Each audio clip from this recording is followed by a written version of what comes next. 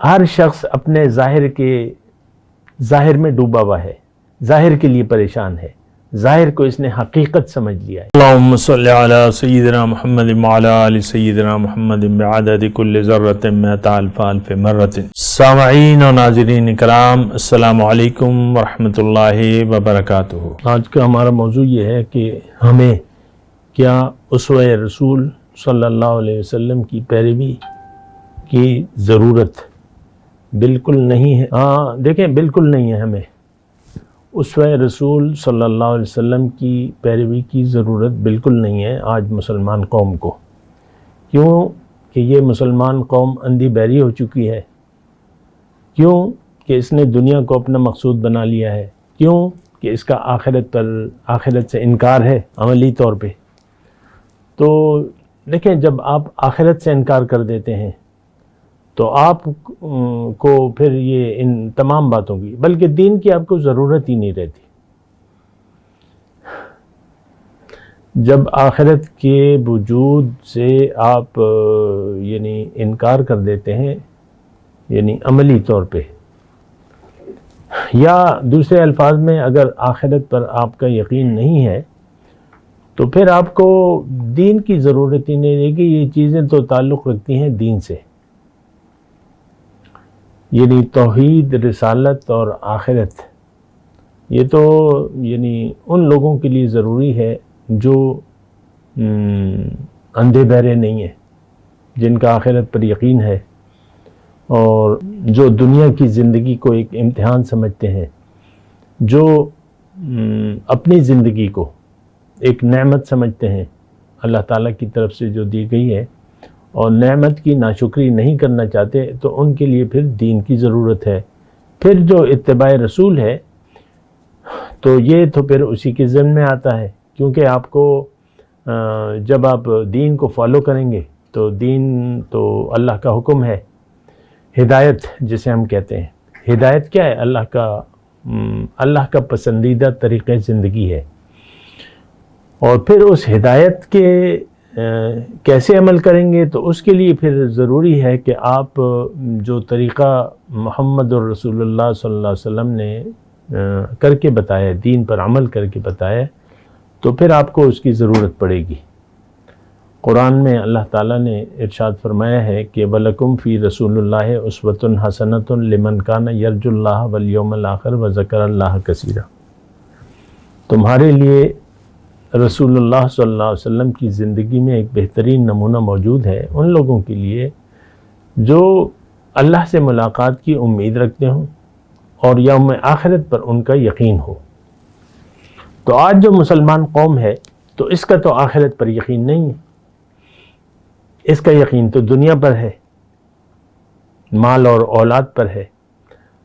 آخرت سے یہ انکاری ہے عملی طور پہ، اور اس کی نظر میں حقیقت صرف دنیا کی زندگی ہے، لہٰذا اس نے اپنا رخ جو ہے وہ ظاہر کی طرف کر لیا ہے، اور یہ ظاہر کے لیے زندگی گزار رہا ہے۔ تو یہ ساری باتیں ہیں۔ بہرحال اسوہ رسول کی میں بات کر رہا ہوں۔ دیکھیں، دنیا اللہ تعالیٰ نے ہمارے لیے بنائی ہے، انسان مقصود کائنات ہے، یعنی اللہ تعالیٰ نے یہ سب کچھ ہمارے لیے اور ہماری خدمت میں لگے ہوئے ہیں۔ ہر چیز وَسَخَرَ لَكُم مَّا فِي السَّمَاوَاتِ وَالْأَرْضِ۔ اللہ تعالیٰ نے قرآن میں فرمایا ہے کہ جو کچھ آسمانوں اور زمین میں ہے میں نے تمہاری فائدے کے لیے مسخر کر دیا اس کو، تمہارے لیے ہے۔ آپ دیکھ لیں، مطلب عام طور پہ دیکھ لیں، آج جو توانائی کا بڑا ذریعہ ہے تیل، پیٹرول ہے، گیس ہے، تو اس کے بغیر تو آپ کے ہوائی جہاز اڑنا بند ہو جائیں گے، پہیہ رک جائے گا، موٹر سائیکل بھی رک جائے گی، ہوائی جہاز تو کیا، تو ٹینک بھی نہیں چلیں گے، پہیہ جام۔ تو اب یہ ایسا پانی جس کو جو توانائی ہو، جس میں آگ لگتی ہو، پیٹرول کیا ہے؟ پانی مایع ہے نا، آپ بوتل میں دیکھیں پیٹرول کو ڈال کے تو مایع ہے، تو یہ مایع جو ہے یہ جل اٹھتا ہے اور توانائی کا ذریعہ ہے۔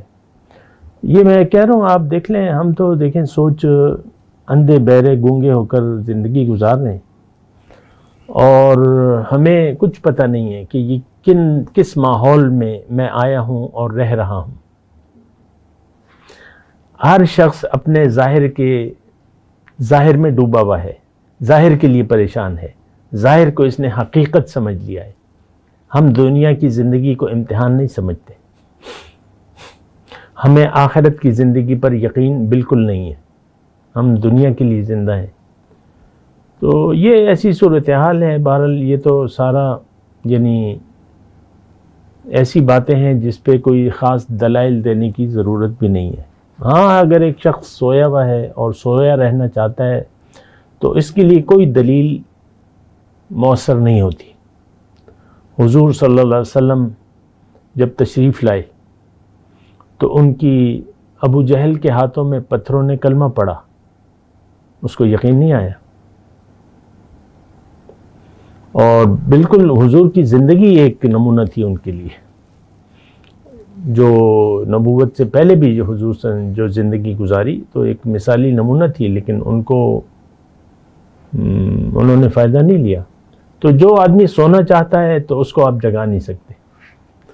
وہ ہماری ایک مثال ہے نا کہ ایک آدمی سو گیا تو اس کو تو آپ جگا دیں گے، جو جاگا ہوا آدمی جس نے آنکھیں بند کر لی تو اس نے تو آنکھیں بند کر لی ہیں، وہ اپنے آپ کو اس کو پھر آپ جگا نہیں سکتے۔ اسی طرح ہم سو گئے ہیں، یعنی کیا مطلب؟ دنیا میں محو ہو گئے ہیں، محو دنیا کے خیال میں ہم زندگی گزار رہے ہیں، اور کوئی چیز ہمارے لیے اہمیت نہیں رکھتی، نہ توحید، نہ رسالت، نہ آخرت۔ یہ تو بنیادی اجزاء ہیں۔ پھر آج جو آپ کے لیے ضرورت ہے امام زمان کی، اس کی بھی ہمارے لیے کوئی اہمیت نہیں ہے، کیونکہ انسان کو تو رہنمائی کی ضرورت ہے۔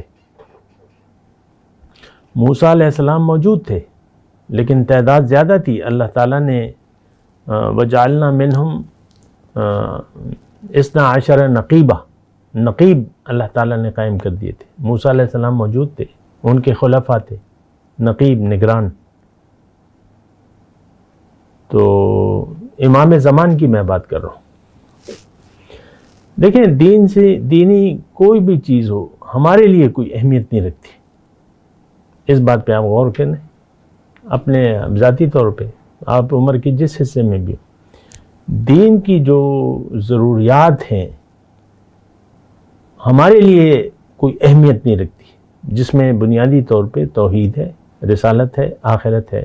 اور آج جو امام زمان ہے، وقت کا امام، یعنی مطلب آپ کا رہنما، تو اس پہ بھی انشاءاللہ بات کریں گے، لیکن میں اسوہ رسول کی بات کر رہا ہوں۔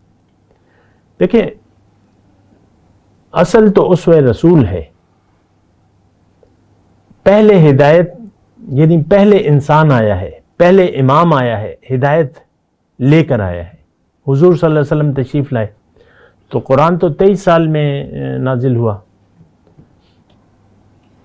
لیکن پہلے دن سے ان کی جو نمونہ تھا، جو ہدایت تھی، وہ موجود تھی، عملی ہدایت۔ یہ جو رسول ہوتا ہے یہ عملی ہدایت ہوتی ہے۔ نور سورہ اس میں ہے وَأَنزَلْنَا إِلَيْكُمْ نُورًا مُبِينًا، سورہ میرے خیال سے اس میں سورہ طلاق میں ہے، رسولاً، یہ رسول ہے جو تم پہ آیت پر بہرحال۔ تو ایک رسول جو امام وقت ہوتا ہے اور وہ آپ کو ہدایت پیش کرتا ہے، اور ہدایت کی عملی آپ کو تربیت دیتا ہے۔ رسول کون ہوتا ہے؟ امام وقت، امام زمان ہوتا ہے۔ وآخر دعوانا الحمدللہ رب العالمین۔ مولاي صل وسلم دائما أبدا على حبيبك خير الخلق كلهم